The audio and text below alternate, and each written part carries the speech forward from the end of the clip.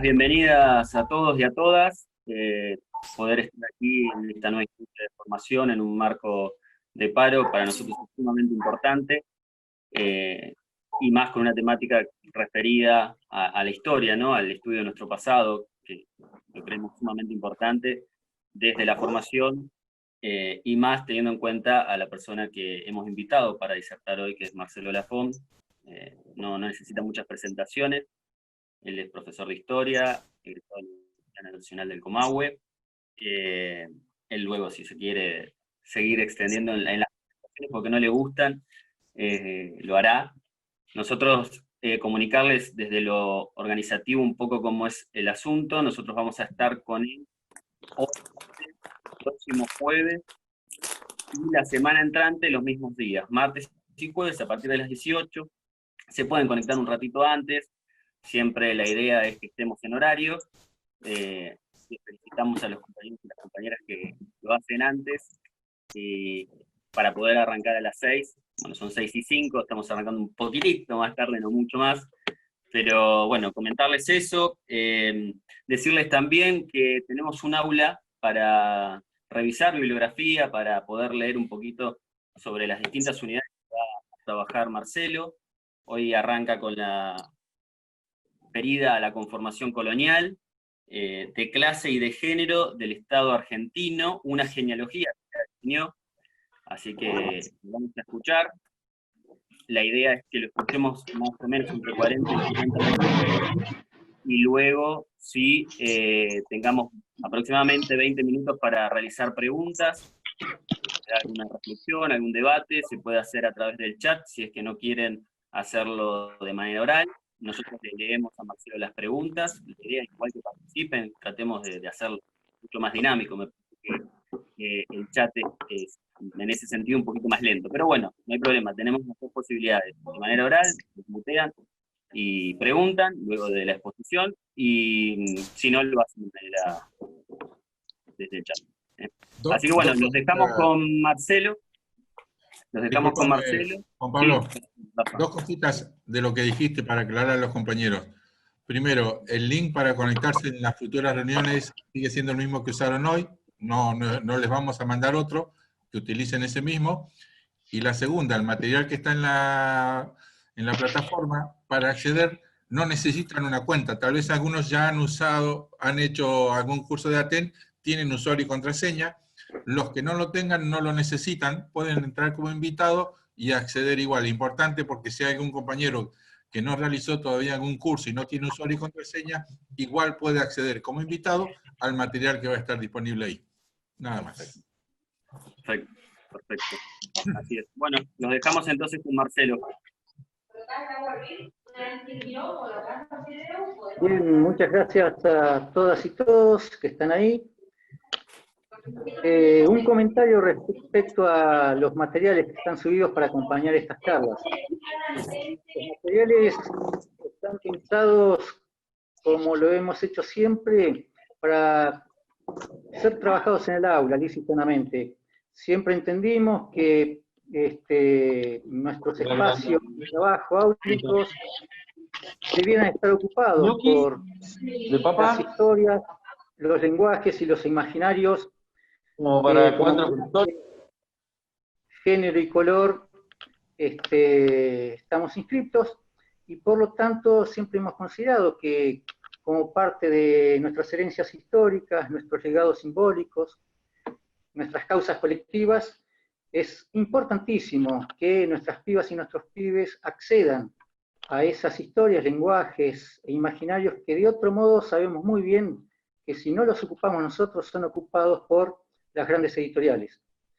Y en ese terreno nos place mucho que estos últimos años personas como Jorge Alemán, por ejemplo, hayan recalcado una y otra vez, y lo siguen haciendo, cómo la lógica neoliberal pretende deshistorizar las relaciones sociales, cómo el neoliberalismo pretende que ya no hay herencias históricas, que ya no hay legados simbólicos, que ya no hay causas colectivas, y por lo tanto el neoliberalismo nos ofrece, en palabras de Jorge Alemán, una presentificación de la historia, lo cual supone que no tengo deudas con el pasado, pero tampoco responsabilidades con el presente, y mucho menos con el futuro.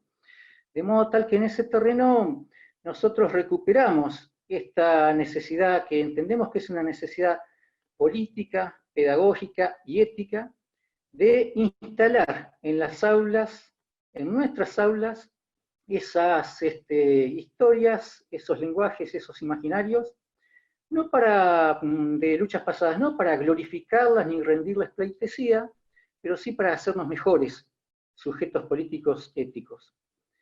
Y en ese camino, en estos últimos meses, a partir del asesinato de George Floyd en Estados Unidos a manos de la policía yanqui, nos encontramos con una serie de revueltas antirracistas que han dado la vuelta, todavía persisten en buena medida en Estados Unidos, pero también en Inglaterra, en Francia, en Italia, y que una de cuyas aristas ha sido el derribamiento, cuando no la decapitación, y obligar a las autoridades de ciudades a retirar monumentos erigidos a personajes racistas. Quizás el más conocido, Colón, aunque no el único.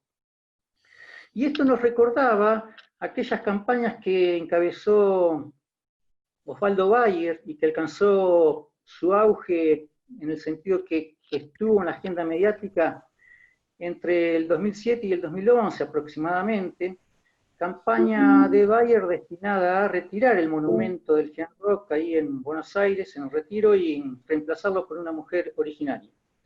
Y si bien ese propósito no se cumplió, sí fue el caldo de cultivo para que en varios puntos del país, más de una veintena de escuelas, se sacara el nombre de Julio Roca y se dieran instancias de discusión hacia adentro y hacia afuera con las comunidades educativas, reemplazando ese nombre de ese genocida por nombres elegidos por las propias escuelas.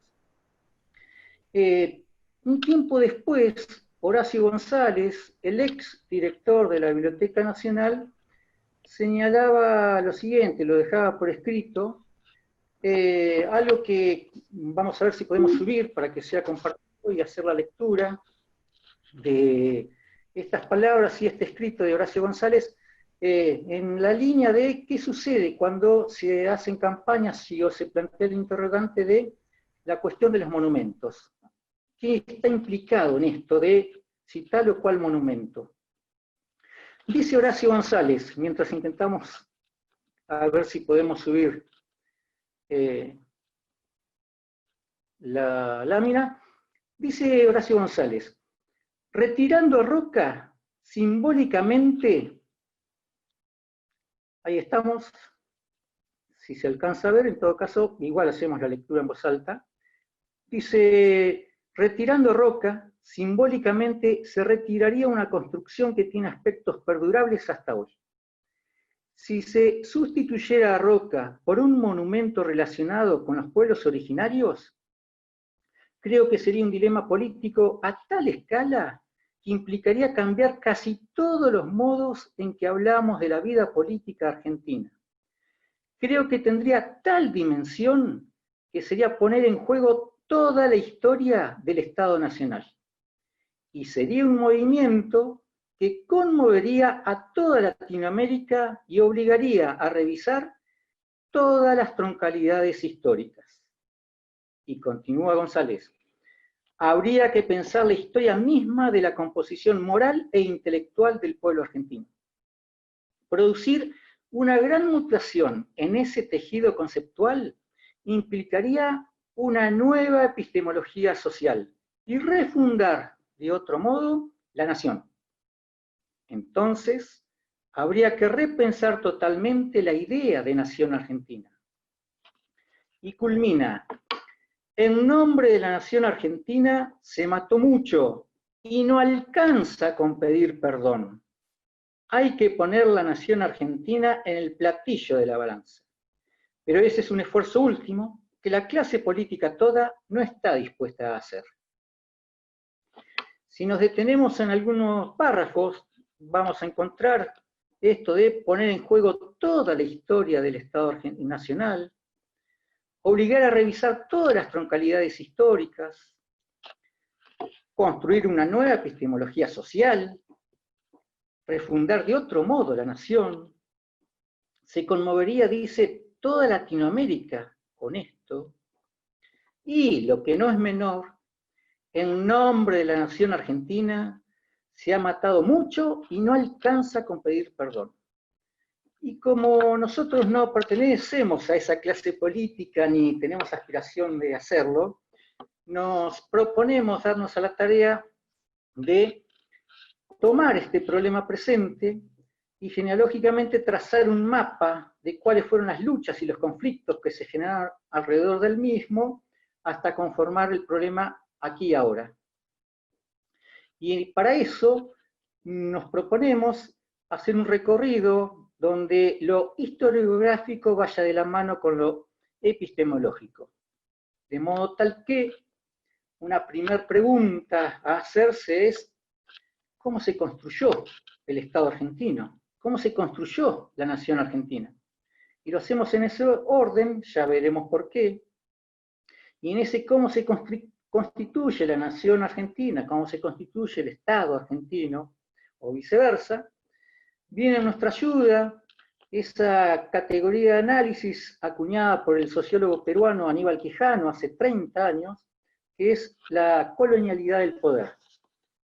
Con la colonialidad del poder, Aníbal Quijano nos decía de cómo se desarrolla a partir de la conquista por parte del capital mercantil europeo de Abya Yala, América, la idea de raza, cómo se definen nuevas identidades y cómo se clasifican a las nuevas poblaciones. Entonces, a partir de la conquista de Abya Yala por parte del capital mercantil europeo, y señalamos al respecto, la conquista de Abya Yala fue llevada adelante no por Europa, no por los europeos, fue llevada adelante por empresas comerciales que tuvieron tres socios. El capital financiero de ciudades como Venecia, Génova y Florencia. El segundo socio, que fueron los imperios portugués y español, que garantizaban la cuestión militar de esas empresas. Y el tercer socio, con su inestimable apoyo y soporte ideológico, la Iglesia Católica. Pues bien, esa conquista, que militarmente hablando triunfa rápidamente en 10, 15 años, instaura y desarrolla por al menos 300 años, y veremos si fueron por 300 años o más, esto que Aníbal Quijano, insisto, llama colonialidad del poder. A partir de la invención de la raza, que si bien había tenido algún inicio en las mal llamadas luchas de reconquista de los cristianos contra musulmanes y judíos en España, allá por el 1400, cuando ligan las diferencias biológicas con las diferencias fenotípicas, lo cierto es que con la conquista de América se instaura esta idea de raza que establece como fuente de las relaciones sociales las diferencias biológicas. Es decir, la idea de raza se constituye con la conquista de Abya Yala, ahora América, y a partir de ahí se definen nuevas identidades. Por caso, quechuas, aymaras, incas, aztecas, ahora son redefinidos bajo una nueva identidad, los indios. Sucede lo mismo con las poblaciones africanas. Yorubas, congos, ashantis, son redefinidos como los negros. Después vendrán los mestizos. Pues bien, esto lo que produce como colonialidad del poder es que las poblaciones sean jerarquizadas racialmente y sobre esa base se van a articular las formas de explotación y organización del trabajo, de las sexualidades, de las relaciones de género, de la cultura en general, incluyendo entre ellos, y no es menor, la concepción de conocimiento eurocéntrica.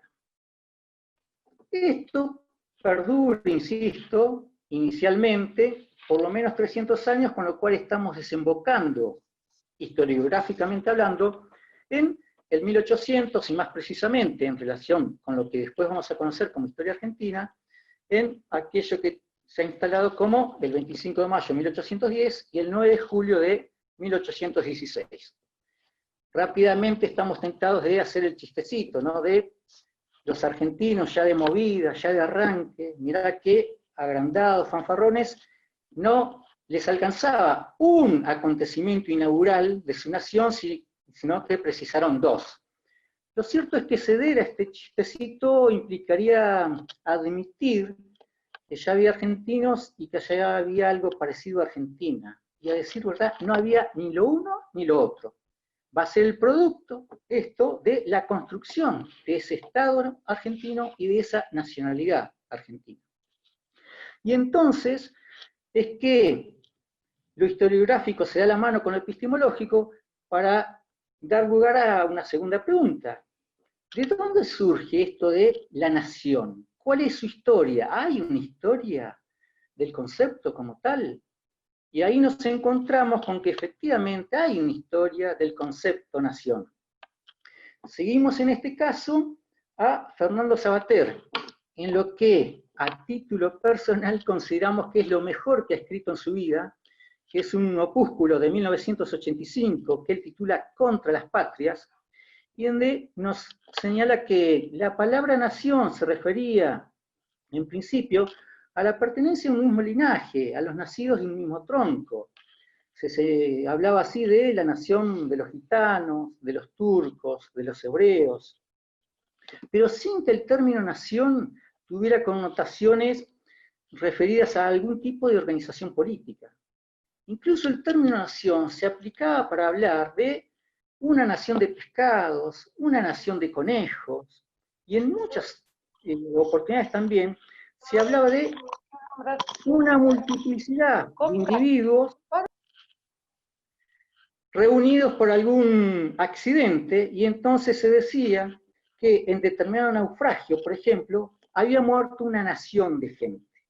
Se hablaba también de la nación de los médicos, la nación de los herreros, pero en ningún caso, insistimos, la localización territorial está presente con el concepto de nación. Localización territorial que sí está presente con el término patria, refiriéndose a los nacidos allí o a la tierra de nuestros padres, de nuestros ancestros. Tenemos que esperar recién hasta el siglo XVIII y buena parte, casi todo el siglo XIX diría, para que el término nación empiece a definirse en términos étnico-lingüísticos, acompañando las exigencias del desarrollo económico y de la organización política que reclamaban las burguesías europeas y que después se va a trasladar a Latinoamérica. Por tanto, es importantísimo tener presente que, y lo decimos enfáticamente, es el nacionalismo como proyecto político-ideológico el que inventa la nación, y no la presunta preexistencia de esta la que origina el nacionalismo. La nación no es una realidad histórica previa a la voluntad política de quienes inventan una nación, la organizan, la imponen militarmente inicialmente para usufructuarla económicamente luego. De modo tal que la raza, la lengua, la cultura son efectos de la nación y no causa de la nación moderna. Nación moderna que inventa tradiciones, fronteras culturales y desde luego delimitaciones territoriales. Ahora es el nacionalismo, insisto, como proyecto político ideológico, el que va a sostener que el escalón más alto del individuo es su afiliación nacional, justamente, y que tal afiliación tiene algo de natural e irrenunciable. Y como toda identidad que para cobrar sentido y permanencia en el tiempo necesita de la diferencia con otras identidades, la nación se instituye frente a otras naciones. Como dice Savater, alimentar una patria necesariamente surge una antipatria. Y la primera y fundamental antipatria va a ser el extranjero. Sí, sí. Y por extensión, cualquiera que al interior de esa comunidad disienta con la identidad establecida. Estamos en presencia, entonces, ayer y hoy, nos suena muy familiar este discurso, estamos en presencia del enemigo externo, pero también del enemigo interno. Es lo que va a acontecer con la clase dominante argentina, que en diversos momentos históricos va a considerar como enemigo a Chile o Brasil, pero que también en diversos momentos históricos va a considerar como enemigo interno a José Gervasio Artigas, a las montoneras del interior, al gaucho, a los pueblos preexistentes, a los obreros anarquistas del principio del siglo XX, a los trabajadores y estudiantes de las décadas del 60 y 70 del siglo pasado, entre otros, ¿no? Ahora, en el desarrollo de estos enemigos internos, estamos, historiográficamente hablando, en momentos de constitución definitiva del Estado argentino. ¿Qué? Constitución definitiva del Estado argentino que, mal que le pese a Adriana Puigros, se constituye en los mismos términos de la colonialidad del poder que instituyó la conquista de Abiyala 400 años atrás. Porque si la constitución definitiva del Estado argentino la datamos entre 1861 y 1884, poco más, poco menos. Ahora observaríamos por qué esas fechas tan exactas y no números redondos, pero si la datación de la constitución definitiva del Estado argentino la ubicamos en estas fechas, insistimos, poco más, poco menos, estamos hablando de una colonialidad del poder que persiste más allá de los procesos de independencia llevados adelante a partir de 1810.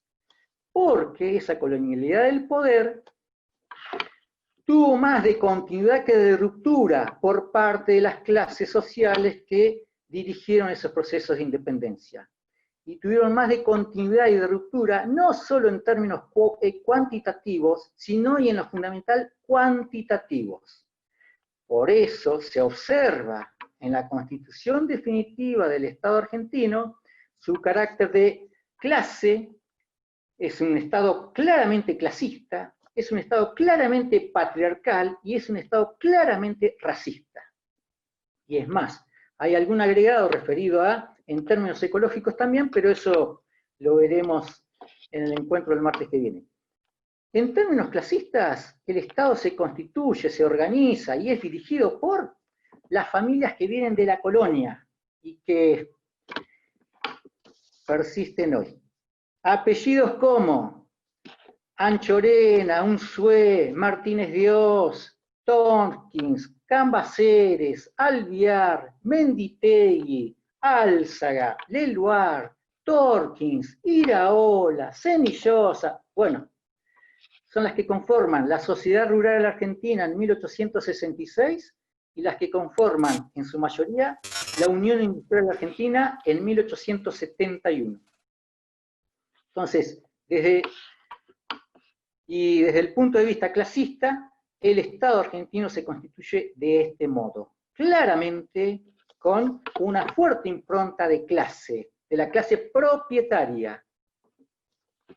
En términos de género, la mejor referencia para decir que se constituye en términos claramente patriarcales, la tenemos con la sanción del Código Civil de Bresafia en 1869, que en más de un caso hasta hace retroceder la condición de la mujer a lo que había con anterioridad, y donde con cuyo código, por ejemplo, las mujeres casadas, para trabajar, para estudiar, para vender o para comprar, requerían del permiso por escrito de sus señores esposos.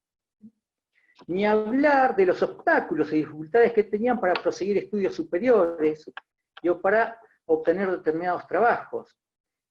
Y menos aún de hablar del acceso a derechos políticos, como por ejemplo el acceso al voto, que, salvo la elección a gobernador en San Juan en 1913, donde la mujer vota, si no, como sabemos, en este país habrá que esperar a 1947, con el gobierno peronista, para la sanción del voto femenino que se va a efectivizar en las elecciones de 1951.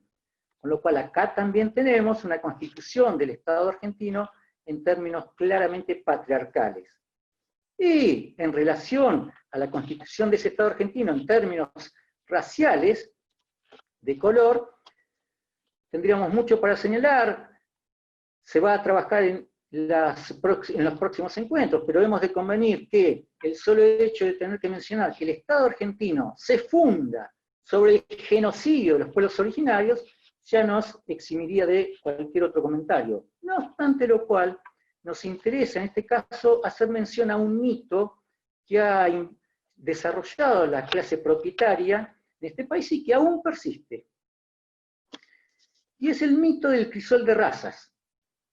Es un mito por el cual las clases propietarias, hacia fines del siglo, convengamos que durante todo el siglo XX y con sus más y sus menos todavía aflora cada tanto, pero que alcanza su auge, este mito del crisol de razas, su apogeo y su instalación, culturalmente hablando, en la sociedad argentina, con el centenario del 25 de mayo, justamente en el 1910.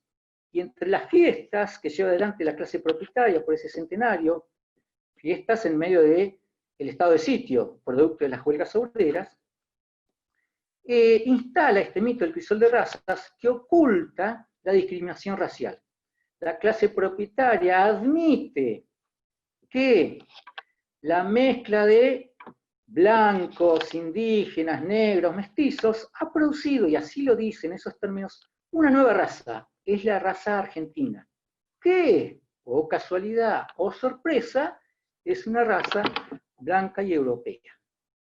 Por tanto, acá estamos en presencia, insistimos, de la constitución del Estado argentino claramente marcado por su carácter de clase, de género y de color. Y ocurre en estos momentos donde nosotros hacíamos referencia a estas dos fechas, a las cuales nos referimos brevemente. 1861 tiene que ver con un simulacro de batalla, para mejor decir, aunque los libros y manuales de texto que pululan por nuestras aulas hablen de batalla, un simulacro de batalla donde el ejército de Buenos Aires al mando de Mitre y el ejército de la Confederación Argentina, con sede la capital en Paraná, estaba al mando de Urquiza, pactan el retiro de Urquiza del campo de batalla, su retiro a las estancias en Entre Ríos, pasa a ser el mayor proveedor del ejército argentino, y a cambio Mitre inicia el proceso de expansión, territorialmente hablando, de lo que vamos a conocer hoy como Argentina. En 1861, en el momento de esta batalla a la que hacemos referencia, la batalla de Pavón, del simulacro de la batalla de Pavón, en lo que hoy es Argentina hay tres países. Está el país de Buenos Aires, con capital en Buenos Aires, está el país de la Confederación Argentina, con capital en Paraná, y está el país de las Salinas Grandes, al mando de Calfucurá, con capital en San Carlos, hoy Bolívar, que abarca 2/3 partes de la provincia de Buenos Aires, parte de Córdoba, de San Luis, San Juan, Mendoza, Neuquén, Río Negro, cordillera de los Andes, y termina en el Océano Pacífico. Entonces, hay tres países en 1861, en lo que hoy nosotros decimos qué grande que es la Argentina. Y en ese proceso, por lo menos 2 renglones para la guerra del Paraguay. ¿Por qué? Paraguay fue la única experiencia desde 1810 en adelante en Sudamérica donde se demostró que la libertad política podía ir de la mano con la libertad económica, que la soberanía económica podía darse de la mano con la independencia política. En 1865, cuando Argentina, Uruguay y Brasil inician la guerra contra el Paraguay, patrocinada y financiada por el capital inglés, Paraguay era el país que tenía toda la población alfabetizada, chicos y grandes, hombres y mujeres. Paraguay era el país que por primera vez había traído a Sudamérica el ferrocarril, un país con telégrafos, un país con industrias siderúrgicas, un país sin deuda externa, un país que, efectivamente, sí, era un muy buen ejemplo para las clases populares de los países vecinos. Y ese muy buen ejemplo fue sofocado a sangre y fuego por Argentina, Brasil y Uruguay, insisto, con la financiación del capital inglés, en lo que se convierte entre 1865, presidencia de Mitre, y 1870, presidencia de Sarmiento, en el genocidio paraguayo. De 1.300.000 habitantes queda 250.000 habitantes, mayoritariamente mujeres y niños. Y como botín de guerra, no es menor, Argentina y Brasil se reparten 220.000 kilómetros de tierra paraguaya, de modo tal que lo que hoy nosotros conocemos como la provincia de Formosa y parte de la provincia de Misiones, fue un robo que le hace la Argentina a Paraguay. Proceso de territorialización que prosigue y ahonda esa frontera justamente sobre la base de genocidios. Y la otra fecha que señalamos, la de 1884, supongo que estarán sospechando, tiene que ver sí con la sanción de la ley de educación, la sanción de la ley 1420, que es una ley de educación que señala que la educación en este país es una educación común, obligatoria y gratuita. Nada dice de educación laica. Esos son los sentidos que, por suerte, nuestros antecesores en las luchas sociales y educativas en este país le adjudicaron. Pero, y al respecto, recomiendo el penúltimo libro, creo que es de Adriana Puigros, Adiós a Sarmiento, donde da cuenta que efectivamente la ley 1420 no es una ley de educación laica. Hecha esta observación, la ley 1420, que instituye una educación a cargo del Estado, no es menor. ¿Por qué? Porque con el sistema educativo, de algún modo se cierra, y por eso hablamos de un Estado argentino que se constituye definitivamente en sus aspectos, tanto materiales como simbólicos. Ya tenemos leyes de alcance nacional, ya tenemos el monopolio de la violencia a cargo del Estado, ya tenemos una moneda nacional, ya tenemos un registro civil, bueno, el sistema educativo a cargo del Estado cierra de algún modo esos aspectos materiales y simbólicos que nos permiten decir que acá hay un Estado argentino. Y ese Estado argentino requiere de un sistema educativo, porque como bien señaló Rita Segato, el discurso de la historia nacional puede ser comprendido como la canonización de un nosotros como sujeto colectivo y excluyente, y el desplazamiento forzado de grandes contingentes de indígenas, afrodescendientes y mestizos hacia los márgenes de una subjetividad oficial colonizada, estatalmente sancionada y escolarmente reproducida de nuestras naciones. Reiteramos, nos detenemos, el discurso de la historia nacional se constituye como un nosotros, no casualmente está entre comillas ese nosotros, como sujeto colectivo y excluyente al mismo tiempo. ¿De quiénes?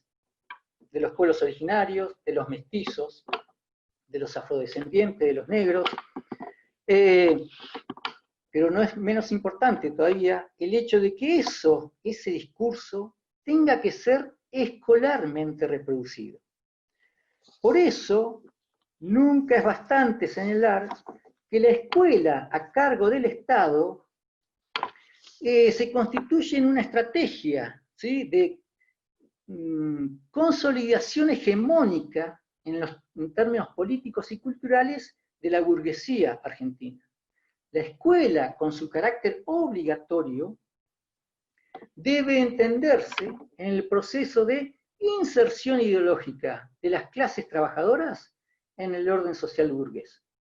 Y de la importancia de la escuela da cuenta otro integrante de otra familia patricia, como Ramos Mejía, que en 1899 saca un libro que se llama Las multitudes argentinas, y donde allí nos dice, préstese atención lo que dice Ramos Mejía, del papel que le adjudica la clase gobernante argentina, la clase propietaria, la clase dominante, a la escuela. Dice Ramos Mejía, El problema es la formación del Estado Nacional ante el desafío que representan las multitudes, los inmigrantes. Hay que nacionalizar al extranjero. La nación es el centro de la cuestión. Es necesario un dispositivo que intervenga antes de que se susciten situaciones violentas. Hay que formar la conciencia nacional que conjure el peligro de los conflictos. Y observen lo que dice Ramos Mejía. Lo mejor que se ajusta a esa tarea es la pedagogía. Las escuelas son el soporte para neutralizar las ideas que traen los inmigrantes. Es en la escuela argentina donde se estabilizará la energía política de los inmigrantes. Y observen esto. Y hay que apuntar a los hijos porque los padres ya están perdidos. La primera generación es deforme y poco bella, dice Ramos Mejía. En la segunda ya se ven las correcciones que empieza a imprimir la vida civilizada y más culta. Y finaliza.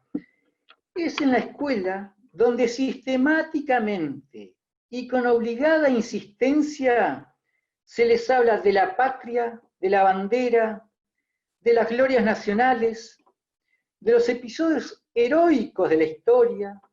Oyen el himno y lo cantan y lo recitan, y en esta acción se demuestra cómo es propicia la edad para echar la semilla. Hay que inventar la patria, hay que inventar una mitología nacional. Hay que reproducir escolarmente esas subjetividades de las que nos hablaba Rita Segato y que se inscriben en esas troncalidades históricas de las que nos hablaba Horacio González al inicio. ¿Por qué? Porque es necesario que esos relatos y esas troncalidades se traduzcan y tengan como soporte la invención de tradiciones. Epistemológicamente, la tradición lo que hace es cobrar autoridad. ¿Por qué? Porque me ordena el pasado, no solo cronológicamente, sino en términos políticos, en términos axiales, y en el caso del sistema educativo, que duda cabe, en términos pedagógicos y éticos. Para el caso argentino, esas tradiciones nos van a remitir a una troncalidad histórica que tiene que ver con ¿qué? Con aquel 25 de mayo de 1810 y aquel 9 de julio de 1816.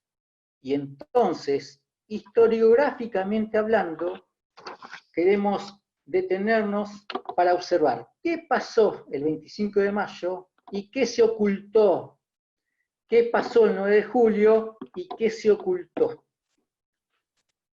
25 de mayo de 1810. Buenos Aires tiene aproximadamente 42.000 habitantes, de los cuales solo son considerados vecinos, porque el derecho español vigente de la época así lo establece, aquellos que son propietarios y o tienen una profesión útil. Dependientes socialmente, le hace trabajadores, mujeres, esclavos, etcétera, etcétera, no son considerados vecinos. Y esto es tan así que en los sucesos de mayo de 1810 hay registrados 3.300 vecinos. Y parece ser que hay escalas gradatorias de esa condición de vecinos, porque para el Cabildo Abierto del 22 de mayo se invita solamente a 562 vecinos, de los cuales solamente participan de ese Cabildo Abierto 261. Es decir, la condición de propietario prima en la condición de vecino. Y esos sucesos de mayo, entonces, tenemos que son sucesos claramente minoritarios, llevados adelante por los propietarios de grandes comercios, hacendados y un grupo de militares, curas y abogados a su servicio. Son sucesos netamente porteños, exclusivamente porteños, y llevados adelante por esta oligarquía.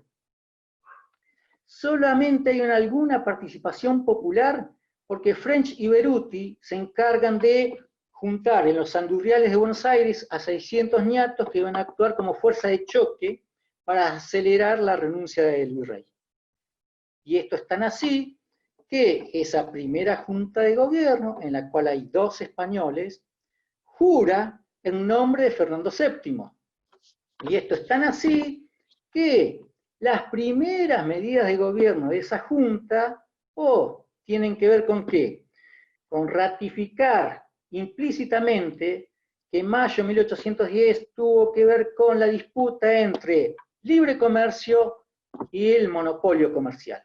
Y triunfó el libre comercio, como se ejemplifica en esas primeras medidas de la Junta de Gobierno, que establece rápidamente la eliminación de los aranceles para exportar oro y plata, la drástica reducción de impuestos para exportar el cuero, el cebo y el tasajo, que son los 3 principales productos de exportación en ese momento. Y al mismo tiempo, la reducción de los derechos de importación para productos de algodón y talabartería. Tal es así esto, que el 26 de mayo, al día siguiente, hay un barco inglés anclado en el puerto de Buenos Aires que saluda a cañonazo limpio esa declaración de libertad. Por lo tanto, mayo de 1810 son sucesos llevados adelante por una minoría de ricachones porteños con la finalidad de instaurar el libre comercio en esta región. ¿Qué oculta mayo de 1810? ¿Qué invisibiliza? Lo sucedido el 4 de noviembre de 1780 con el alzamiento de Tupac Amaru, de Micaela Bastidas, y el proyecto de pueblos originarios, negros, mestizos y criollos pobres de restaurar una sociedad más justa, igualitaria, una sociedad en el proyecto Tupac Amaru que implicaba, y de hecho en el poco tiempo que duró el levantamiento así lo hizo, la eliminación de la mixta, de la encomienda, del trabajo forzado en general, de la esclavitud. Y cuando señalamos la presencia de Micaela Bastidas y Bartolina Sisa, acompañando por ejemplo a Tupac Katari, que prosigue esa revuelta de Tupac Amaru, lo hacemos no meramente como compañeras de aquellos otros 2, sino porque aquí estamos en presencia del carácter también, en la revuelta de Tupac Amaru, en la revuelta de Tupac Katari, de cuestiones que tienen que ver con la clase, con el género y con el color. Son revueltas y levantamientos sociales los de Tupac Amaru y Tupac Katari en la década de 1780, que aún sofocados a sangre y fuego, dejan implantada la necesidad de llevar adelante proyectos políticos, sociales y económicos que contemplen los intereses de las clases populares, los intereses de las mujeres y los intereses de las mayorías racializadas que no tenían acceso a nada. Esto se ejemplifica muy sencillamente en el papel de Micaela Bastidas y Bartolina Sisa, que no eran mujeres que bordaban banderitas o tocaban el piano, eran mujeres que acompañaron y dirigieron empresas militares, políticas y sociales.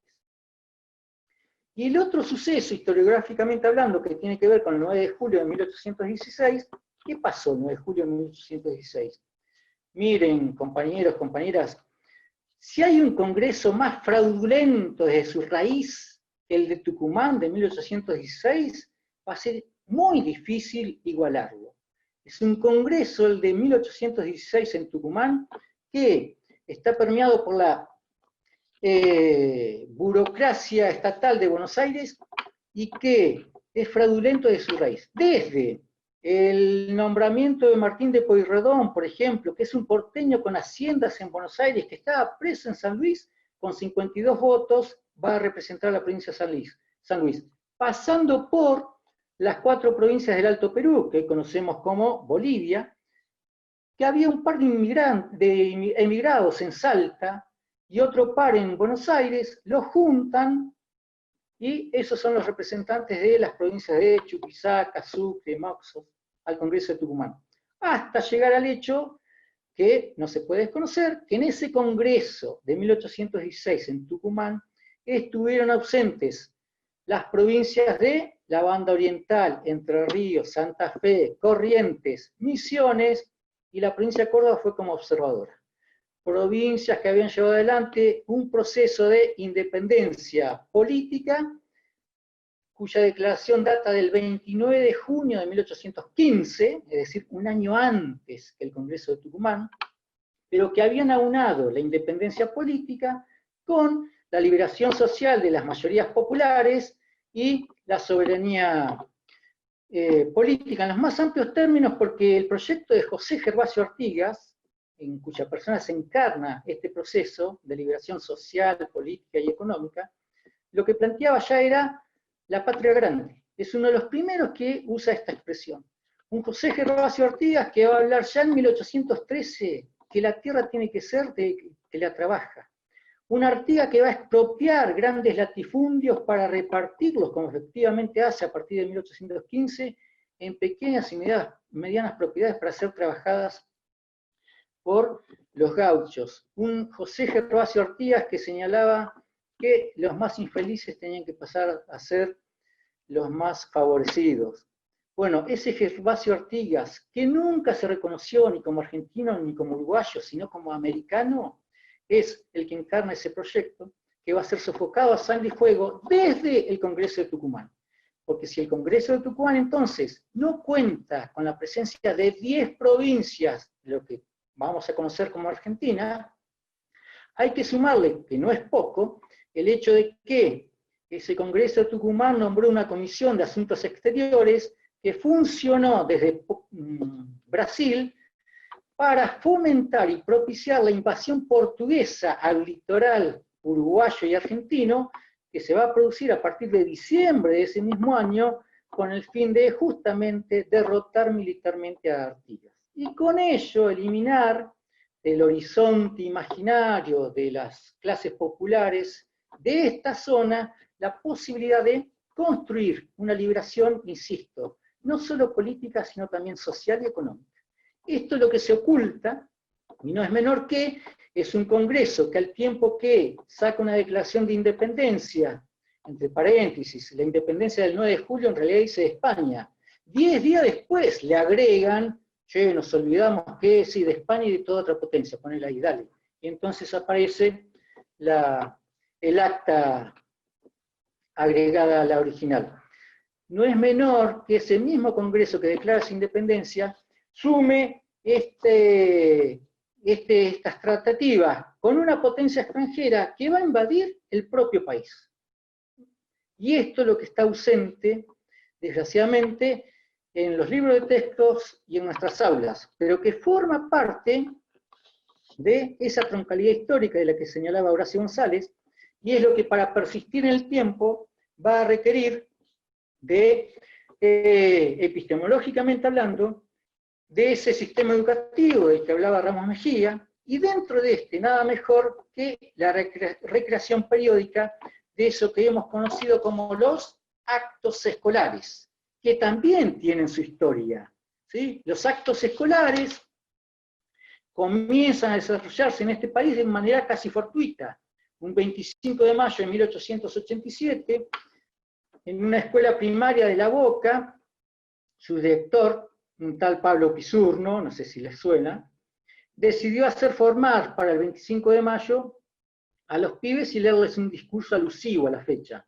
Bueno, estaba presente en dicha ceremonia un inspector del entonces Consejo Nacional de Educación, al cual le gustó ese acto, y recomendó que actos similares, ceremonias similares se hicieran en todo el distrito.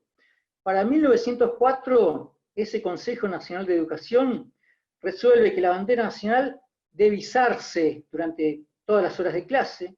En 1906 se instaura el saludo a la bandera. En 1909 se agrega la obligación de festejar y dictar clases alusivas a las fechas patrias del 25 de mayo y del 9 de julio.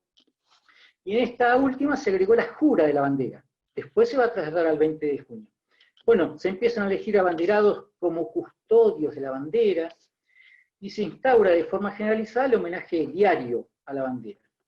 Es decir, acá estamos en presencia, como parte de la recreación simbólica y permanente de esas troncalidades históricas y de ese discurso de la historia oficial, estamos en presencia, decía, de actos escolares que se instituyen desde el Estado como parte de un ejercicio pedagógico de poder y dominación simbólica del sistema educativo para la hegemonía de las clases propietarias. Acá estamos en presencia de actos escolares que sirven para la hegemonía de las clases propietarias como vehículo para construir aquello que les resulta tan caro a los propietarios, la identidad nacional.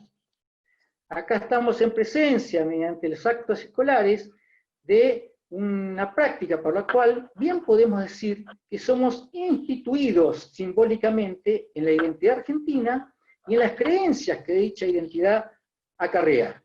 Los signos y las banderas, la poesía patriotera, la retórica de la sangre derramada, todas estas cuestiones forman parte de tradiciones inventadas que escuela mediante representan y fomentan el apego al Estado y a las instituciones del Estado. Nada mejor que, muy brevemente, el plan de estudios para las escuelas de la capital y los territorios nacionales de 1887 lo decía clarito, comillas, robustecer por medio de la educación común el principio de la nacionalidad y sus aspectos en el orden moral y material. Es decir, construir una identidad nacional, sistema educativo mediante, planeada dicha identidad, decidida por quienes, por medio de ella, han establecido un determinado ordenamiento político y económico. ¿No? Es el ordenamiento político y económico de un país llamado Argentina, donde se da la tarea a estas clases propietarias de desarrollar su proyecto económico, político, en el nombre, claro está, de intereses generales. El país, la nación, la Argentina. De modo tal que hay necesidad, en términos políticos, pedagógicos y éticos, de observar que, y retomando lo que señala Horacio González, de esa troncalidad histórica, que como dice él, en nombre de la Argentina se mató mucho y no basta con pedir perdón, plantearnos la paradoja ética política de nuestro trabajo docente. ¿Es posible que las rutinas y las costumbres escolares sostengan actos y símbolos surgidos del crimen y el robo? Ha sido posible, respondemos, desde los sentidos que el Estado genocida le otorgó a dichos actos. La glorificación de los crímenes y robos de la clase propietaria, presentándolos como gestas de libertad, gestas de orden, gestas de progreso, en nombre de los intereses supremos de la nación argentina. Pero entonces preguntamos, ¿por qué? Si a título individual repudio y enseño a repudiar a nuestro estudiantado el crimen y el robo, cuando estos se cometen colectivamente y a nombre de la nación, ¿por qué los exalto y los conmemoro? Y un principio de respuesta me parece que puede empezar a dárnoslo si acudimos a aquella característica que Foucault le endilga al papel de los intelectuales y que yo le agrego al papel de nosotros como trabajadores de educación, sencillamente. ¿Cuál es ese papel? Interrogar de nuevo las evidencias y los postulados, cuestionar los hábitos adquiridos, las maneras de actuar y de pensar, disipar las familiaridades adquiridas y a partir de esta reproblematización participar en la formación de una voluntad política. De una voluntad política que entiendo se podría expresar política y pedagógicamente en la construcción de otra troncalidad histórica, ya no meramente en la resignificación de los actos escolares, porque toda vez que la resignificación de los actos escolares permanezcan al interior de esa troncalidad instituida por las clases propietarias, no hacemos más que cambiar un aspecto de la conversación como tal. En tanto, troncalidad histórica sigue siendo la misma. Una voluntad política de instituir nuevos regímenes de verdad, como la experiencia que lleva adelante aquella maestra primaria en una escuela de Capital Federal hace un par de años atrás, no más, que en un 5º grado instituye en el aula y establece el desarrollo de la historia de Tupac Amaru y Tupac Katari. Como resultado de eso, la escuela toma la historia de Tupac Katari y unos meses después logran que el Consejo Deliberante de Capital Federal saque el nombre de la plaza del barrio donde está la escuela, el nombre es Virreyes, y estaban desde Vértiz, el primer virrey, hasta Cisneros, el último, y se le otorga el nombre de Tupac Amaru. Un triunfo simbólico de Tupac Amaru, triunfo al fin, ¿no? Porque al fin y al cabo, como sabía cantar Citarrosa, hay olvidos que queman y memorias que engrandecen. Por eso me parece que en ese intento de construir otra troncalidad histórica, sería importante dejar de pensar en términos de Estado-nación para pensar en términos de comunidad. Porque como bien dice Silvia Rivera Cusicanqui, nos han hecho creer que somos nación para que olvidemos que somos comunidad. Y o si ustedes lo prefieren, en términos más sencillos aún, como sabe cantar el cantautor oriental Tabaré Cardoso, en esa hermosa canción Lo que el tiempo me enseñó. El tiempo me enseñó que las banderas son palos con jirones que flamean, y el mapa un papel que se reparten los reyes mientras los hombres pelean. Muchas gracias por la atención.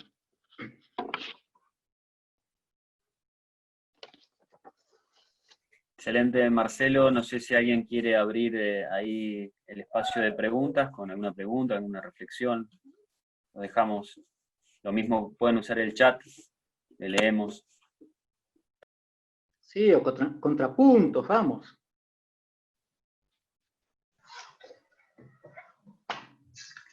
Marcelo, yo acá, a ver, abro las preguntas si querés. Estaba pensando en este tipo de historia que vos planteás, ¿no? En un régimen nuevo, de verdad, si se quiere, que llevaría una tarea titánica por delante, ¿no? Hacerlo. Si tomamos en cuenta las palabras esas que vos mencionaste de González al principio, sobre los monumentos, sobre todo de cambiar los modos de hablar, revisar todas las historias, una nueva epistemología social, refundar la nación, que no alcanza con pedir perdón, bueno, cómo instituir, digamos, toda esa batería de este nuevo régimen de verdad, y de qué manera y quién lo haría, ¿no? Y en qué contexto. Y ahora me pego un saltito acá, pensando en un ejemplo simple, ¿no? Que fue muy difundido por Facebook, ¿no? Cuando se quiere avanzar en la expropiación de Vicentín, ese hombre con el Duna viejo, muy viejo, con un cartel apoyando la no intervención de Vicentín, a él que justamente esa intervención seguramente lo beneficiaría en algo, y defendiendo a estas oligarquías propietarias, a esta burguesía parasitaria nacional que nosotros tan bien conocemos, ¿sí? Porque la burguesía nacional, digamos, no es una burguesía de trabajadores, sino que se han enriquecido a costa del Estado siempre, y a través de la expoliación de los pueblos originarios, obviamente. Lo que yo veo siempre que nos encontramos con esta tarea, que sería cómo instaurar este nuevo régimen de verdad, cómo hacerlo en la escuela, porque lo hemos intentado, ¿no? Pero uno se encuentra con la barrera de que uno puede instaurar esta nueva historia, inclusive mirándola del materialismo histórico, si se quiere, pero la historia oficial mitrista, esa historia tan instalada, sigue su camino, ¿sí?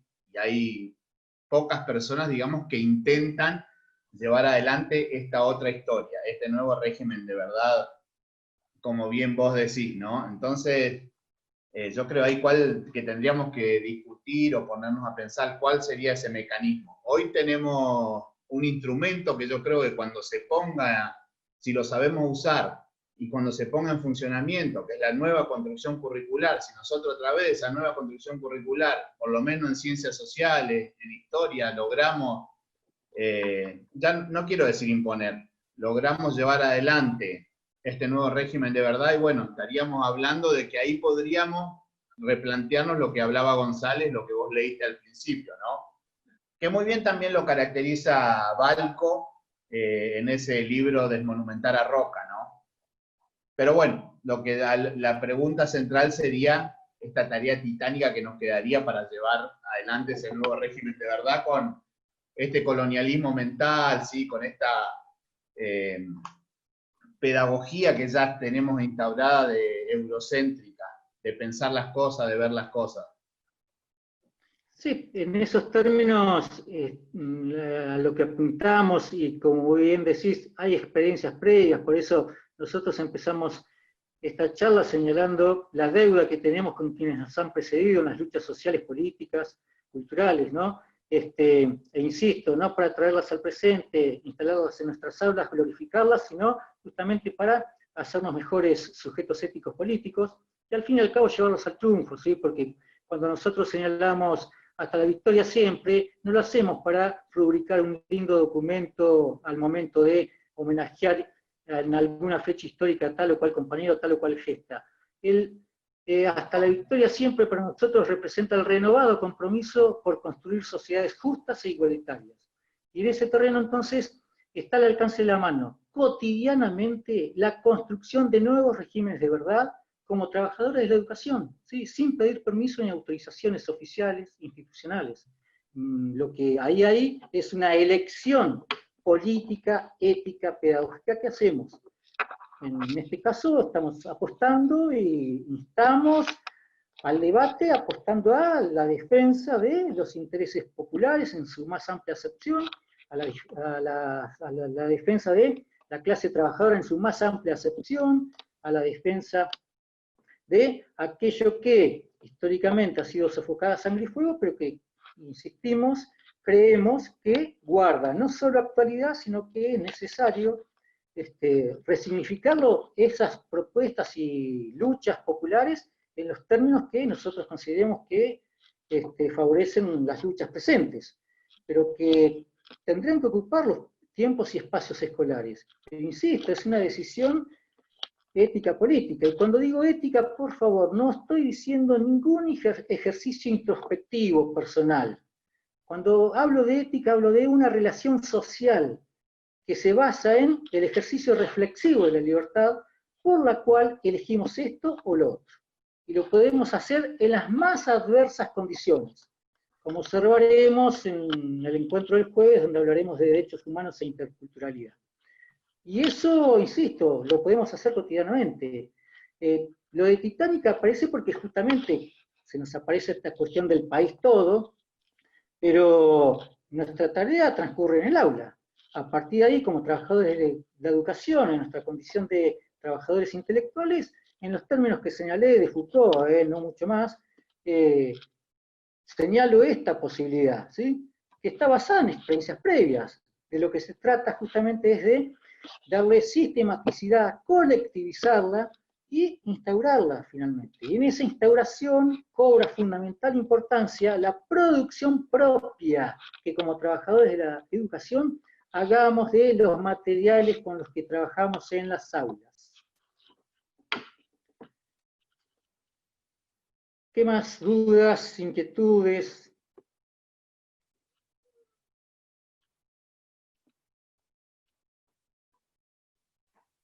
En el chat, Juan Pablo, ¿aparece algo o no?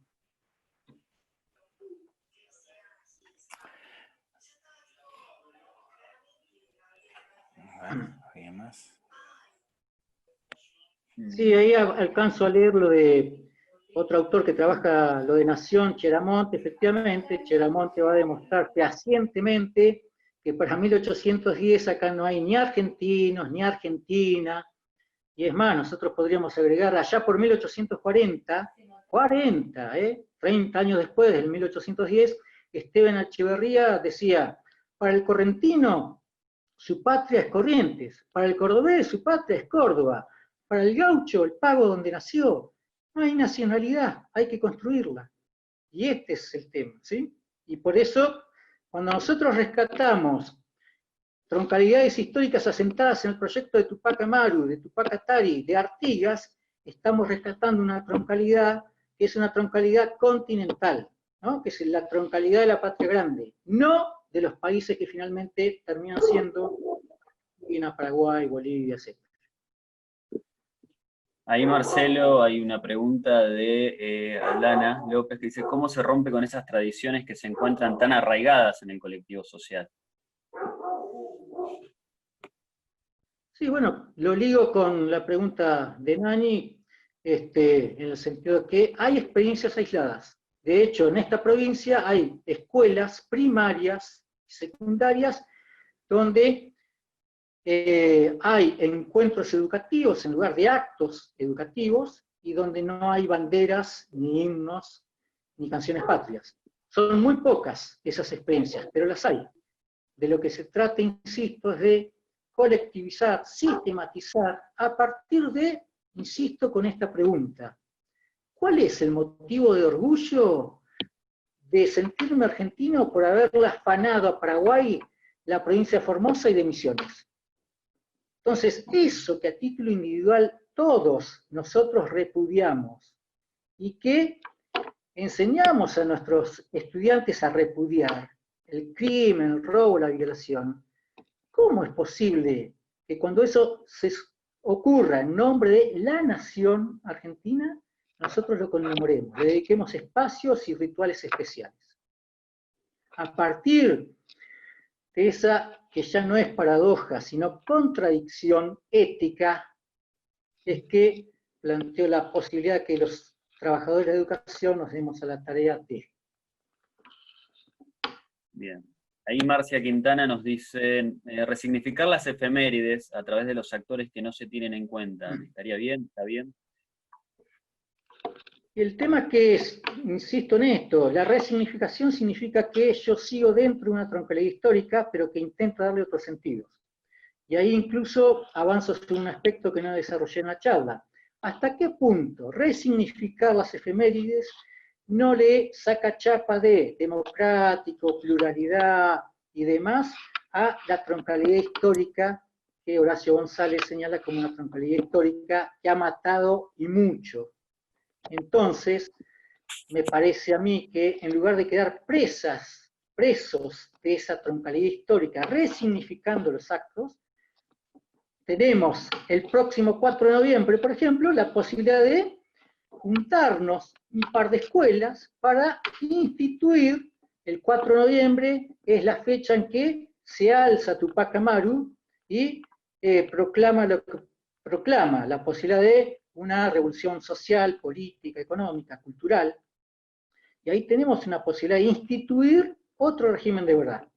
Porque plantear 4 de noviembre y asentar nuestra troncalidad histórica en ese hecho, en ese suceso histórico, plantea radicalmente otras historias, otros imaginarios y otros lenguajes, que insisto, no es menor, porque esa troncalidad histórica de Tupac Amaru, asentada en Tupac Amaru, Tupac Katari y Artigas, involucra cuestiones de clase social populares, involucra cuestiones de género y involucra cuestiones de color. A diferencia de esas troncalidades históricas de la clase propietaria, que asentadas en el 25 de mayo y en el 9 de julio de 1816, están asentadas en la clase propietaria, claramente patriarcal y claramente racistas, porque están excluidos los pueblos afrodescendientes, porque están excluidos los gauchos, los pobres, los trabajadores, las mujeres, etcétera, etcétera. Bien, ahí una compañera preguntaba por la bibliografía, la tenemos en el aula virtual, se puede consultar, ahí ingresan a la plataforma virtual de la Escuela de Formación y buscan el flyer del afiche o el afiche de este ciclo de charla y van a poder ver la bibliografía, ¿sí? No necesitan ni tener usuario ni contraseña, se puede consultar libremente. Hay otra pregunta ahí, a ver, Marcelo Dávila. Hola. Perdón, Diego quería preguntar, sí, perdón. A ver. No sé si me tocaba a mí, era mi turno, perdón. Sí, Marcelo, vos en un momento hablaste de 3 países en 1861, mencionando Buenos Aires, la Confederación y Salinas Grandes, ¿no? lo que podríamos pensar tal vez como una zona del Puel Mapu.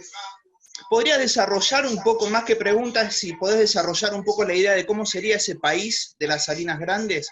¿Qué pueblos lo constituirían? Vos hablaste de una ubicación geográfica, pero ¿quiénes componen ese pueblo?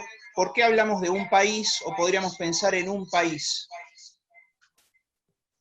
Sí, bueno, a decir verdad, Calfucurá hablaba de una nacionalidad indiana, y contemplando, además está decir, al pueblo mapuche, pero también ranqueles, pampas, y empieza a desmoronarse esta territorialidad de este país, entre comillas, a ver, es el pueblo preexistente, los pueblos preexistentes los que están acá, ¿sí? Que han sido ya corridos, pero que conservan para 1861 toda esta amplia franja territorial, y que hacia 1872, con la derrota militar de Calfucurá en la batalla de Carlos, empieza a desmoronarse esa nacionalidad indiana de la que hablaba Calfucurá, hasta terminar con las campañas genocidas que conocemos, no solo hacia el sur del país, porque ahí también hay mucha bibliografía, hacemos mucho hincapié en las campañas militares hacia el sur del país,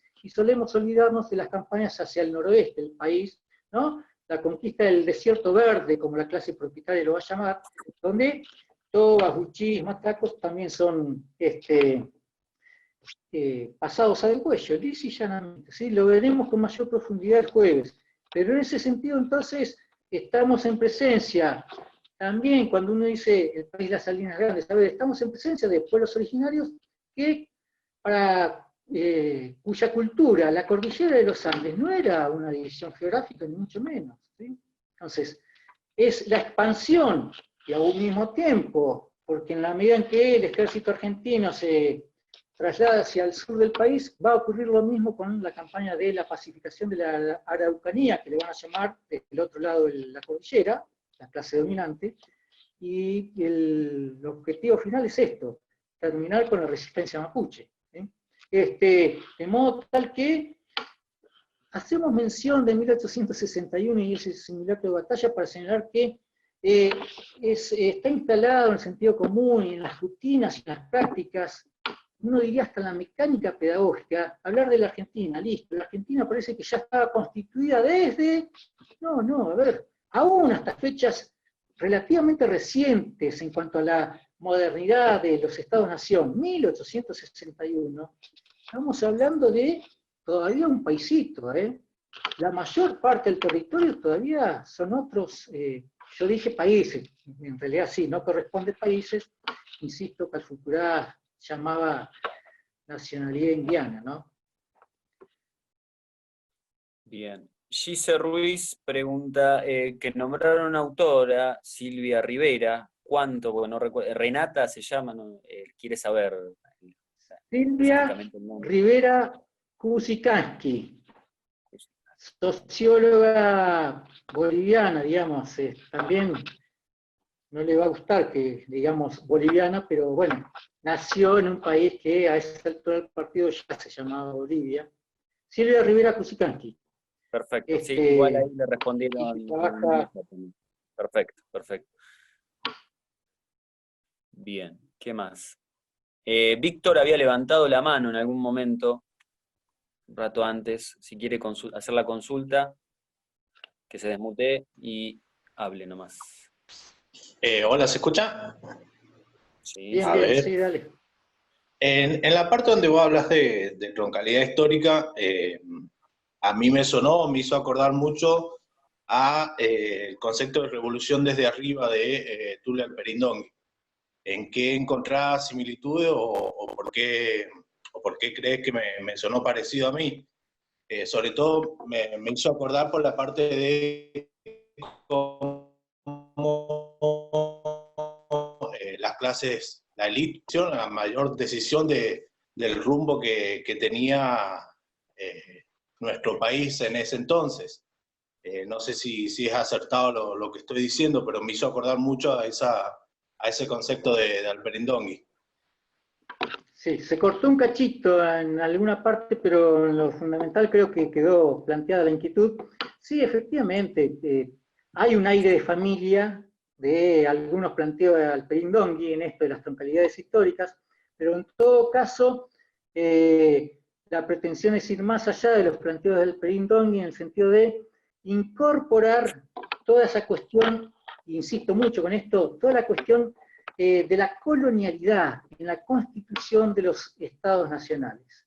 Entonces, las élites dominantes, aún de aquellas élites denominadas por algunos historiadores como los jacobinos, el ala más radicalizada de la revolución, etcétera, etcétera, aún esas fracciones de clase dominante jamás contemplaron la posibilidad de incorporación plena en la organización nacional de pueblos originarios, de afrodescendientes, del gaucho, ¿sí?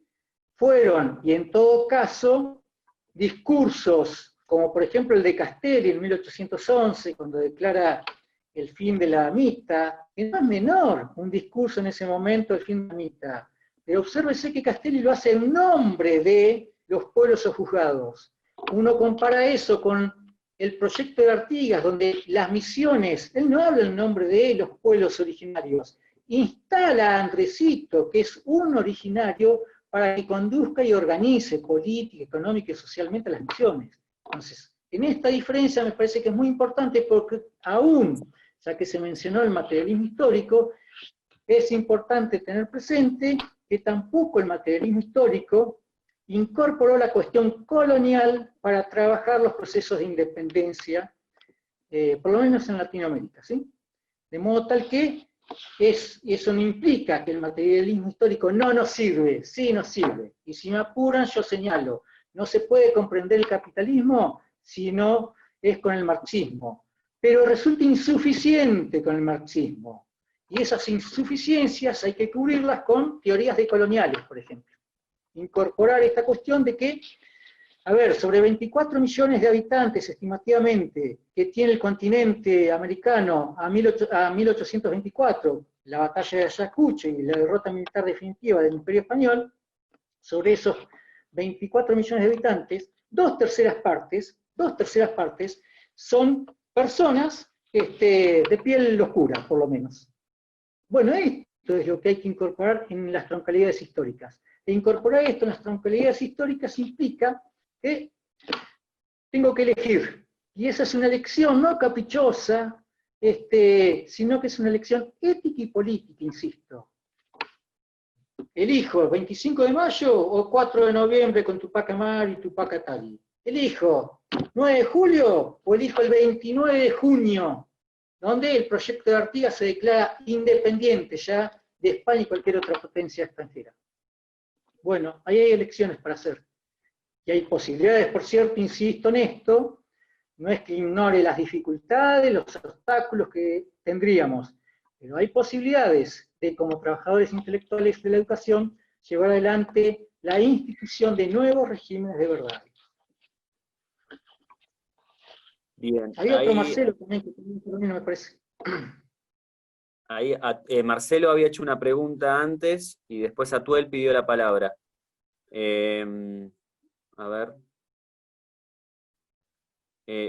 Marcelo había preguntado, más precisamente, Marcelo, ahí estás, si querés hacer la pregunta directamente, Marcelo Dávila, oral.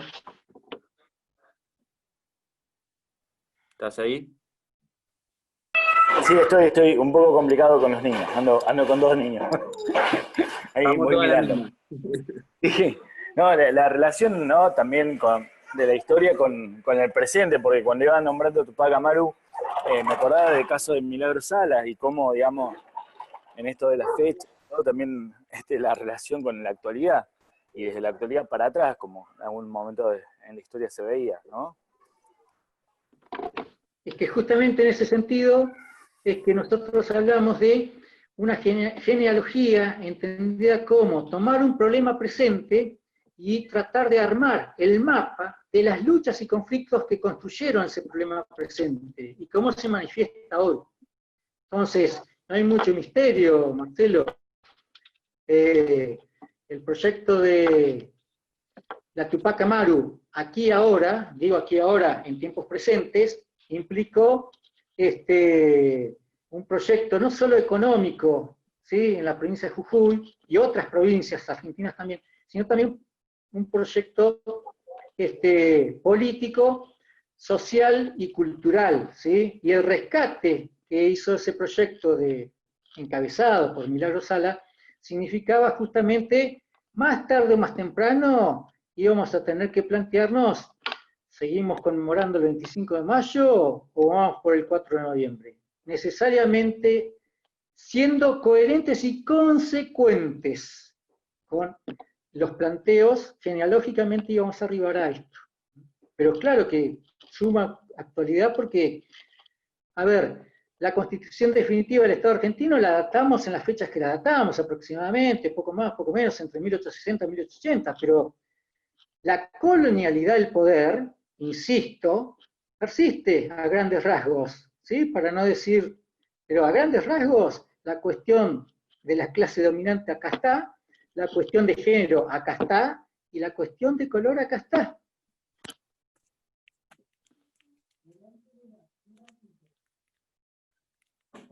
Bien. Atuel quería preguntar algo. Bueno, buenas tardes, compañeros y compañeras. ¿Se me escucha bien? Perfecto. Sí, sí, sí. Bien, buenísimo. Primero agradecer una charla realmente maravillosa, un placer escuchar, y las preguntas muy interesantes también, así que está buenísimo el debate. Y yo lo que quería era preguntar desde dos lugares.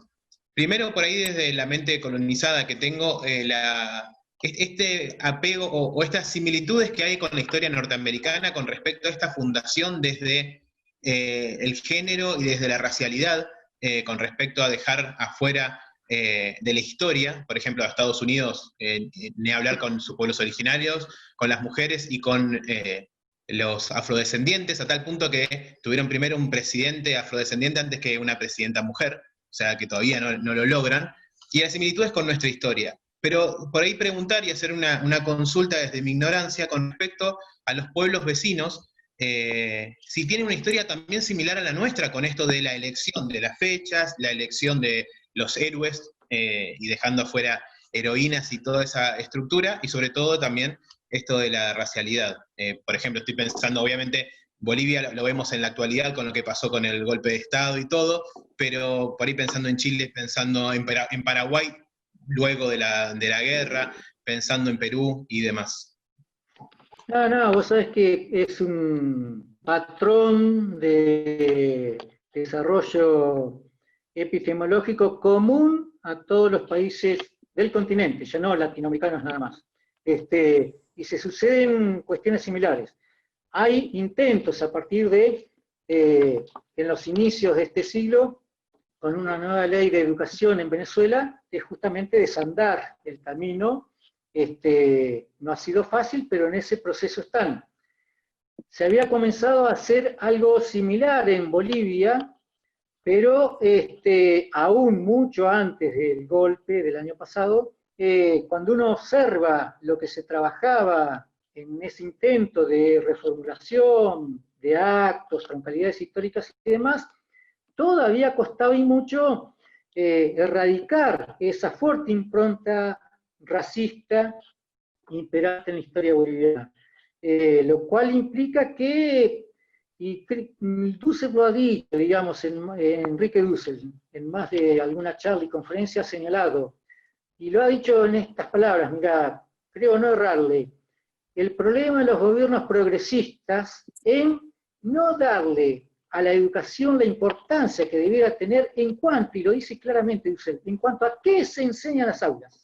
Y hace mucho hincapié en el tema de las ciencias sociales y la historia, ¿no? Y entonces él dice, bueno, sí, claro que se producen cambios progresivos, los celebramos, bienvenidos, pero ¿qué se enseña en las aulas? ¿Cambia algo ahí? ¿Cambia mucho, poco?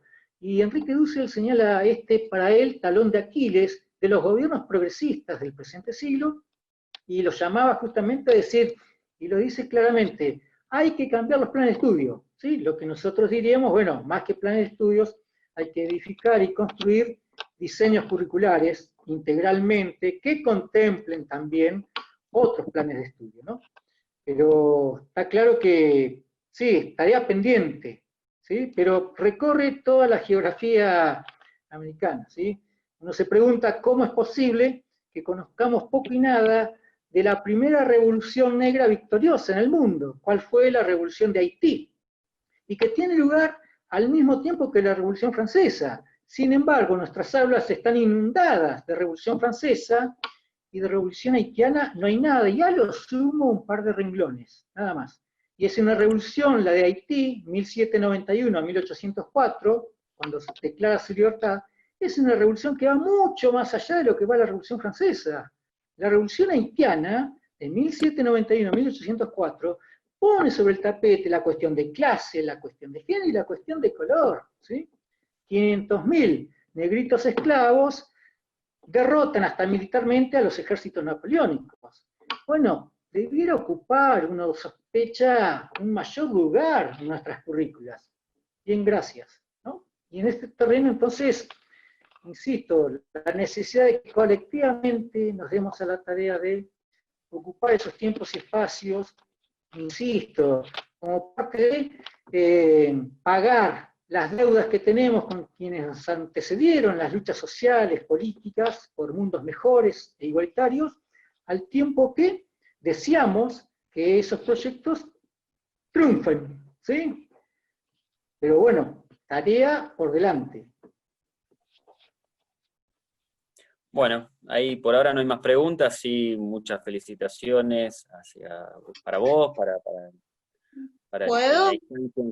Perdón, ¿quién está?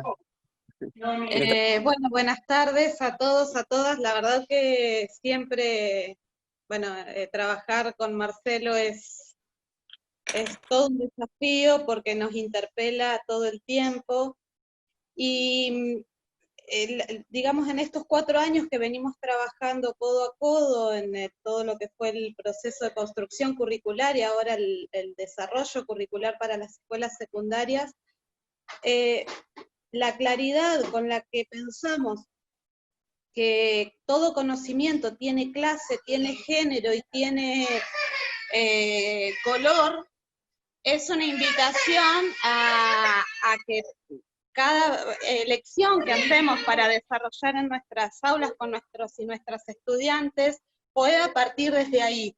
Claramente enseñamos conocimientos y saberes que no son universales como algunos compañeros o compañeras nos han planteado en algún momento, sino que parten de género, color y raza. Y los quiebres epistémicos que hemos pensado y propuesto en el diseño curricular de secundaria tienen claramente que ver con esto. Ahora, yo sé la respuesta que me va a dar Marcelo y es parte de lo que ha dicho, pero digo, Marcelo, ¿es posible que en nuestras aulas de las escuelas secundarias de la provincia, de las escuelas primarias de la provincia y de los institutos de formación pueda haber estas rupturas epistémicas y puedan circular estos conocimientos otros, relegados, subordinados a una historia que ha sido la que ha marcado este patrón de eurocentrismos y demás? ¿Lo ves posible? Sí, lo veo posible y lo veo como deseo, digamos, como deseo y apuesta, de involucrarnos, como efectivamente vos dijiste. El conocimiento no solo no es universal, sino que tampoco es neutral, como bien sabemos, y por tanto lo creo muy posible en la medida en que nos asumamos como trabajadores intelectuales y veamos, hagamos palpable, hagamos presente, consciente, lo sabemos, compañeros, compañeras, nosotros elegimos qué dar, nosotros elegimos situarnos desde las clases trabajadoras o desde las clases propietarias, nosotros elegimos si perpetuamos el patriarcado o vamos por su acabose. Nosotros, bueno, en ese terreno lo creo posible, pero es una decisión política y ética que hay que trabajar colectivamente, ¿sí? Por eso insistía en cuanto cuando hablamos de la ética, no nos referimos a ningún acto de introspección personal, nos referimos a una cuestión colectiva de decidir esto y lo otro. Yo lo creo posible, pero además me permito señalar, a cuento de los tiempos pandémicos que vivimos, resulta una necesidad social, cultural, histórica, que esto ocupe lugar en nuestras aulas, porque justamente son estos otros conocimientos y saberes asentados en estas luchas populares de color y de género, las que permitirán elaborar soluciones para dar respuesta, ya no solo al síntoma, que es el coronavirus, sino a la enfermedad, que es el patriarcado, que es el capitalismo y que es el racismo. Muy bien. ¿No hay más preguntas? En el chat no. Si alguien quiere preguntar ahora, vía oral, hágalo. O calle para siempre. Calle para siempre. No, una cosita más nada más que por ahí capaz que queda para el final, Marcelo, pero es también analizar la escuela, pero dentro del contexto del rol formador que tienen los medios de comunicación, ¿no? Porque no solo basta con lo que nosotros hagamos dentro de la escuela, sino que esa maquinita que taladra constantemente, que orada, también es una gran formadora de subjetividades, qué sé yo, como para darle una relación entre escuela y medio de comunicación, que es la otra escuela, digamos, más informal, si se quiere. Ajá. Sí, ahí yo insisto en esto.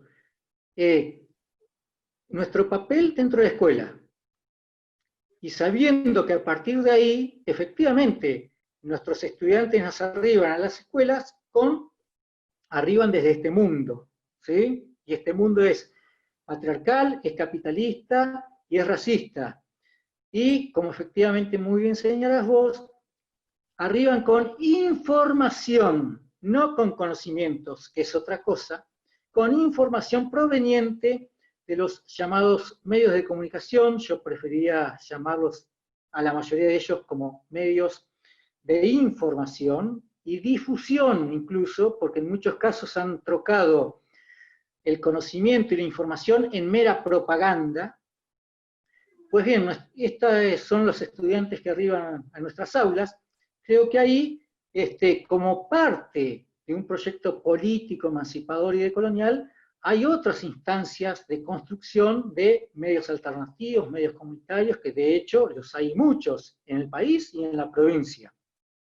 Pero me parece que hay que estar atentos a esto de los medios, pero que no sea un obstáculo este reconocimiento, la preeminencia que tienen en la información de nuestros estudiantes los medios de comunicación para evitar la tarea pedagógica política que nosotros tenemos como trabajadores de la educación en la escuela. Entonces, aquel que quiera aportar más y esté dispuesto a, y supuestamente observe que los cambios de fondos vienen acompañados no solamente de cambios que doy en la escuela, sino también de cambios sociales, económicos más profundos, pues bien, se dará la tarea de ver las vías por las cuales canalizar esas cuestiones e intereses políticos y culturales más generales. Pero aquella que se limite a dar la mejor clase posible, a llevar adelante la tarea docente en los mejores términos posibles, tiene la posibilidad de, en los marcos escolares áulicos, de desarrollar también, y hasta ahí por lo menos, formar parte de otro tipo de pedagogía. Una pedagogía emancipadora y decolonial. Digo porque si no suele suceder que el mundo aparece tan negro, ¿sí?, tan gris, que nunca es el momento para empezar y hacer algo, ¿sí? Yo ahí rescato alguna afirmación de qué es la política, ¿no? Y para mí, insisto con esto, la política no es un medio para, sino que la política es la afirmación de que otro mundo es posible, en ese lugar chiquito donde trabajo, estudio o vivo, ¿sí? Es decir, la pedagogía como una pedagogía prefigurativa de otros mundos, de otras sociedades. Y lo puedo hacer en el jardín de infantes, en la escuela primaria, en la escuela secundaria, en el instituto de formación docente, ni más decir en la universidad, ¿no? Muy bien. Ahí Eddie nos dice, creo que es Brenner quien dice, hay un terreno de disputa no solo en las calles y en las aulas. Un terreno importante es la sala de maestros y profesores. Muy interesante. Y Sí, Marcelo sí, Dávila claro. coincide con eso, claro, dice, sí, totalmente, bueno, medios y editoriales alternativas generado desde los trabajadores de la educación, como algo contrahegemónico también. Hemos de Fernando convenir dice, que si, no, sí, perdón. muy breve, hemos de convenir que si en salas de maestros y profesores la bibliografía que está se corresponde con una pedagogía emancipadora y decolonial, como que naturalmente, cotidianamente, las discusiones, observaciones y decides empezarán a girar sobre lo que dice esa bibliografía y no sobre lo que dice el manual de texto, ¿no? Sin duda. Fernando dice, buenas tardes, interesante lo desarrollado, da para realizar una revisión de lo que venimos desarrollando en lo cotidiano, en las aulas, desde la selección de material, estrategias, adaptando y aprovechar el máximo en los intersticios. Bueno, Marcelo Dávila vuelve a escribirnos que, bueno, excelente la charla, un gusto compartir este espacio. Carla dice, en este sentido, parafraseando a Porto Goncalves, el mundo va hacia otras territorialidades, un mundo donde quepan muchos mundos, y eso es posible si somos capaces de romper con el eurocentrismo y el pensamiento colonial. José Zupaga dice, compañeros, somos Moyano Silvana y Zupaga José, bueno, que se tienen que retirar, que agradecen y les encantó la charla. Bueno, perfecto. No sé si querés agregar algo más, Marce, si no nos vamos despidiendo. No, sí, yo no pensé que 8 menos 20 y estaríamos discutiendo todavía. Celebramos esto, ¿no? Digo, Que nunca sean está... las 8 menos 20 y estemos en estas reflexiones, este debate tan interesante, ¿no? No, la verdad y sinceramente, no es una cuestión diplomática. Muchísimas gracias por la atención.